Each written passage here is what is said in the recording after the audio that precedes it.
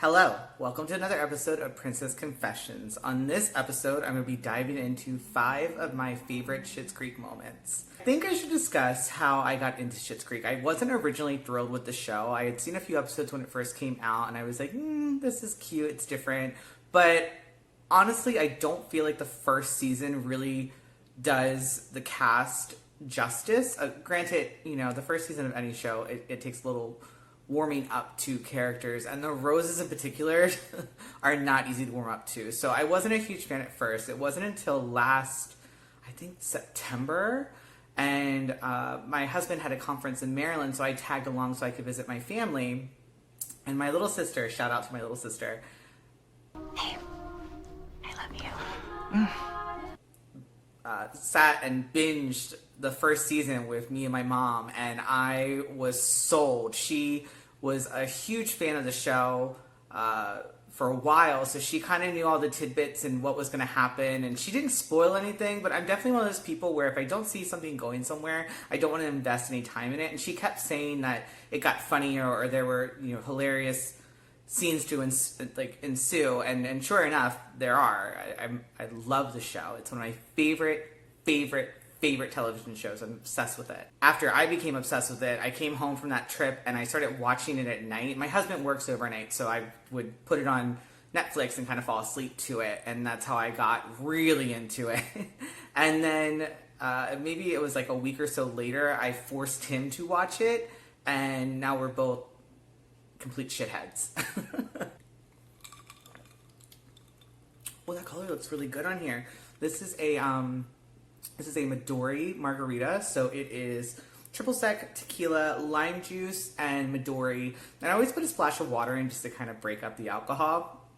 And ice, of course, but it turns out beautifully on camera. I love Midori. If you don't know what Midori is, it's a melon liqueur, and it kind of tastes like the bubble gum, the watermelon bubble gum that comes in like a green wrapper. I can't actually chew that gum because I end up swallowing it because it tastes so good. I'm only going to be looking at seasons 1 through 5 because I know that a lot of people watch it on Netflix, and the 6th and final season actually hasn't been released yet.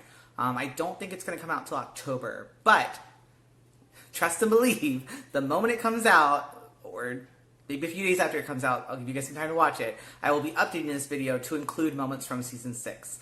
So my first moment is from season 1, episode 11. It's called Little Sister. And the moment that I've chosen, Jocelyn has just asked David to speak to one of her students who's new in town.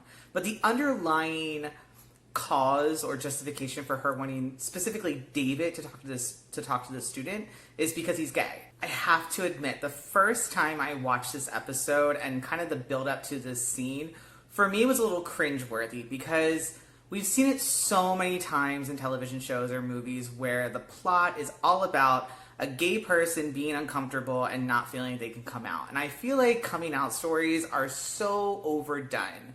And we have other stories to tell as LGBTQI plus people. We are more than just coming out. And so when Jocelyn kind of sets up this scene that Dave's going to go talk to the student, I really thought it was going to go in this like after school special direction where, he's telling him it gets better and life is going to be amazing once he's out of high school. And that's all fine and dandy, but I'm so sick of coming out stories. Excuse me, I am sensing a tinge of disrespect here. Let me tell you what my problem is. I'm a 16-year-old gay kid living in a town that makes me want to throw up. The issue isn't me not fitting in, it's me not wanting to fit in. Is there anything else you wanna help me with?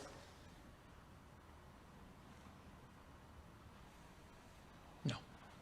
I love that final line that Connor says about fitting in and not wanting to fit in, because there's something about knowing who you are at a young age and knowing that you're not meant to be in a specific place. I relate to this. I came out in high school. I've always been very comfortable with myself and known who I am and that I was into men. I've always known that I was gay, even before I knew what gay was. And I knew, I grew up in a small town. I guess you could say Pasadena is a small town. I grew up in a small town, and I knew that it wasn't the place for me. I knew at a young age that I wasn't meant to stay there and that there was more for me to see. And there's something about knowing that and feeling like you're stuck that's really frustrating. And I love that David gets contemplative after he hears that, because you know, if you watch this show, you know that David Rose is not about fitting in. He does not care about what other people think. He is all about doing his own thing. And that's one of the things I love about the character, is that he just marches to the beat of his own drum and the rest of the world just kind of follows suit. This next scene is from season 2, episode 8. It's called Milk Money. And just watch this scene. It just is comedic genius. Alexis, what am I gonna do with $400 worth of raw milk? Sell it.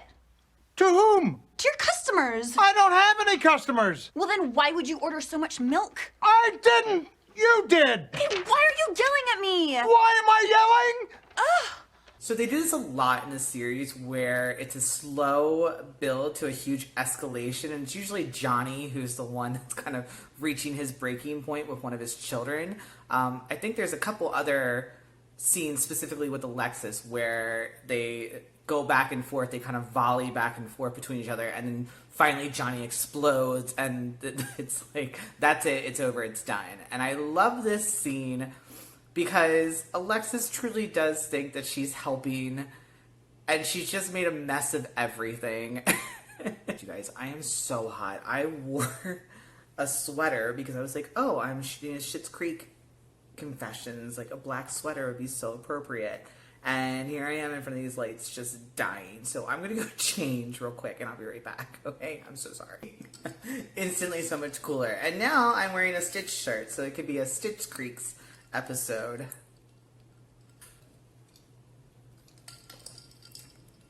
Alright, this next moment is from one of my favorite episodes in the entire series. It's from season 3, episode 11, Stop Saying Lice, and it's the opening scene to this episode, and it is just amazing. Amazing. You have the lice. Alexis, you've got to go to the store and get something to deal with that now. So there's a like a unspoken rule in comedy that things should be done in threes. And specifically you see it in movies and television shows where someone has a revelation or someone has something shocking to say. One of the most famous examples of it is in Legally Blonde, when everyone says, oh my god, once Elle figures out that Chutney's the murderer. And I think it's Elle who first says it, and then Ali Larter's character says it, and finally the judge says it. And each time it gets funnier and funnier. And I love that they use that formula for this with the like, and it ends up being Alexis having the final one that's just over the top, and you feel so bad for her. I got perfect pitch, so do not mess this up for me. I'm not bad. I don't know about anybody else, but I am drinking. He says to the cop, well, if it was mine, I wouldn't have put it in my mouth. We have to discuss the character of Ronnie. She is played by Karen Robinson. Karen Robinson. She's a Canadian actress, and I am obsessed with the character of Ronnie. I love, again, how Schitt's Creek takes the trope of specific character archetypes and kind of flips them on their head.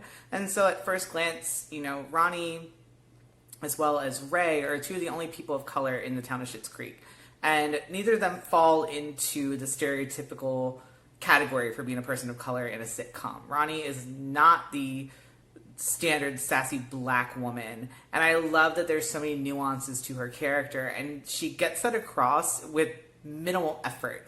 Well, I should say there's a lot of effort. She's an amazing actress, but the character doesn't have a whole lot of lines. She doesn't have a whole lot to work with, but she steals scenes. She's very much a quippy character. You're kind of like waiting for her to deliver a line when she's in a scene, and she never disappoints. I love Ronnie as a character. Before we get into this final moment, you're probably saying to yourself, where's Patrick? Princess Confession and unpopular opinion, I'm not a huge fan of Patrick. I am reluctant to say that I ship David and Patrick together. I think that they're a cute couple. But like Ronnie, I support all of David's hopes and dreams and kind of feel meh about Patrick. Sue me. This final moment is from the season 5 finale, and it's called Moira Gives Stevie the Pep Talk of a Lifetime, and that could not be more accurate. I adore Catherine O'Hara and the work that she does. She commands a scene, but I love how Stevie gets her moment in this finale. What the hell is your secret, Stevie? You just stand your solid ground, refusing to be anything but you. Never thought I'd say this about anyone in this town but you. You're very, very cool. And whether you set sail or stay put, that's not going to change. Now, why don't we take our Sally by the hand and we go out there and show those people everything she can be. If she were only more like you. I love this scene because throughout the series, they set up these precious moments like this. And what's amazing about the writing of Schitts Creek is that it kind of pushes you to, like, it pushes oh my god, I can't talk. It pushes you to the brink of tears, but then they add in a funny one-liner or something physically happens that takes you back. And it reminds you this is supposed to be funny. This is supposed to be humorous. This is a lighthearted show. But what I love here is they don't do that. They give this scene its due justice. They allow you to really feel the warmth and love that Moira holds for Stevie, and it's beautiful. The way that Moira looks at Stevie when she's performing Maybe This Time is just, it gives me chills. We should all be so lucky to have somebody look at us with that much admiration and love while we're performing. And I gotta say, Stevie does an amazing job. Emily Hampshire does an amazing job with Maybe This Time. It's not an easy song. It's a very big song. And they shot it beautifully. They did a wonderful job of cutting between Stevie performing and the audience reacting. And when they pan in on Catherine O'Hara's face, and you can see the tears in her eyes as she's watching Stevie perform, and it gives me chills. It's just such a beautiful moment. And like I said, we should all be so lucky to have anyone look at us that way while we're performing. Oh, the odds are they're in my favor. Something's bound to begin. It's gonna happen sometime. Maybe this time. Maybe this time I'll win.